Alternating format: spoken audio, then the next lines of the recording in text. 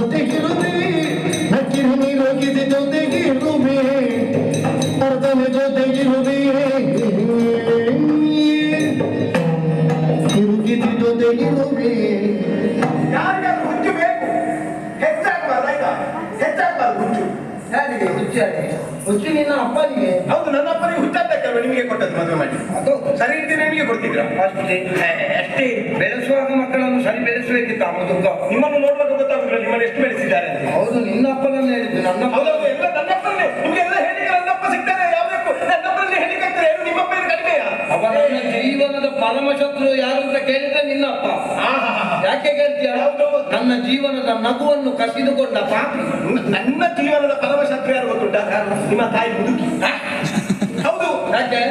ಒಂದು ದಿವಸ ನನ್ನ ಬಗ್ಗೆ ಒಂದು ಒಳ್ಳೆಯ ಮಾತು ಹೇಳಿದ್ದಾರೆ ಅವರು. ಯಾವಾಗಲೂ ನಾವು ಹೋದ ಮನೆಯಲ್ಲಿ ಅತ್ತೆಯನ್ನೇ ತಾಯಿಯನ್ನು ಹಾಗೆ ಭಾವಿಸಬೇಕು. ಹಾಗೇನಿಲ್ಲ ಆಯ್ತಾ?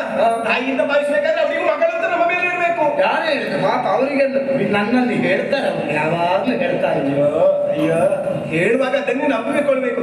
ಹಾಗಲ್ಲ, ನನಗೆ ಎಷ್ಟು ಅನುಮಾನ ಬಂದು ಹೋಯ್ತು ನಿಮ್ಮ ನಗುವನ್ನು ಕಂಡು. ಯಾಕೆ? ನಾನು ಹಾಕಿಕೊಂಡು ಆಭರಣ ಉಟ್ಟುಕೊಂಡು ಸೀರೆ ಸಮಸ್ಯೆ ಆಯ್ತು. ಅದರಲ್ಲಿ ಸಮಸ್ಯೆ ಎಲ್ಲಿಂದ ಹುಡುಕುವುದು? ಪೂರ್ತಿ ಸಮಸ್ಯೆ ಇರ್ಬಿಟ್ಟ. ಕೊರತೆ ಇಲ್ಲ ಮಾಲೆ. ಹಾಗೆ ಬೇಡಪ್ಪ, ನೀವು ನಗಲೇಬೇಕು ಅಂತಾದ್ರೆ ನಾನೇನಾದ್ರೂ ಕಚ್ಚಗುಳಿ ಆದ್ರೂ ಇಡ್ಬೇಕಪ್ಪ. ನೀನು ಕಚಗುಳಿ ಇಟ್ಟದ್ದು ಬೇರೆ ನಗು ಬರುವುದಿಲ್ಲ. ಆ ಉಗುರು ಇಷ್ಟಿಷ್ಟು ಉದ್ದ ಬಿಟ್ಟು ಅದರಲ್ಲಿ ಹೊಟ್ಟೆಯ ಸಿಪ್ಪೆ ಬಂದಿತ್ತು. ನಮ್ಮ ಶೃಂಗಾರ ಬಗ್ಗೆ ಮಾತಾಡ್ಲಿಕ್ಕೆ ನಿಮಗೆ ಶೃಂಗಾರ ಕರ್ಮ ನಿನ್ನದು. ಉಗುರು ಇಷ್ಟಿಷ್ಟು ಉದ್ದ ಬಿಟ್ಟು ಅದಕ್ಕೆ ಬಣ್ಣ ಬೇರೆ ಕೇಳು. ಈಗ ನಾವು ಗಂಡು ಮಕ್ಕಳು ಮೀಸೆ ಕಟ್ಟ ಬಿಟ್ಟದಕ್ಕೆ ಏನಾದ್ರು ಮಾತಾಡಿದ್ದೇವಾ? ಅದು ನಮ್ಮ ವಿಭಿನ್ನವಾದ ಕೇಶ ಶೈಲಿ. ಅದು ಬೆಕ್ಕಿಗೂ ಬರುವುದಿಲ್ವಾ? ಹಾಗೆ ಉಗುರು ನಾಯಿಗೂ ಬರುವುದಿಲ್ವಾ? ನಮ್ಮ ಬಗ್ಗೆ ಹೀಗೆಲ್ಲ ನೀವು ಮಾತಾಡುವುದು ಬೇಡ ಅಂತ ಇದ್ದೇನೆ ನಾನು.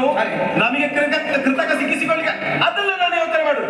ಆ ಮೂಲೆಯನ್ನು ನೋಡಿ ಎಂತದ್ದು ನಗ್ತಾ ಇದ್ದೀರಲ್ಲ, ಅದು ಮೊನ್ನೆ ಒಂದು ಇರುವೆದ್ದು, ಅದು ಒಳ್ಳೇದಾಗಿದೆ. ಹೌದೌದು, ನಿಮಗೆ ಇರುವೆದ್ದೇ ಒಳ್ಳೇದಾಗ್ತದೆ.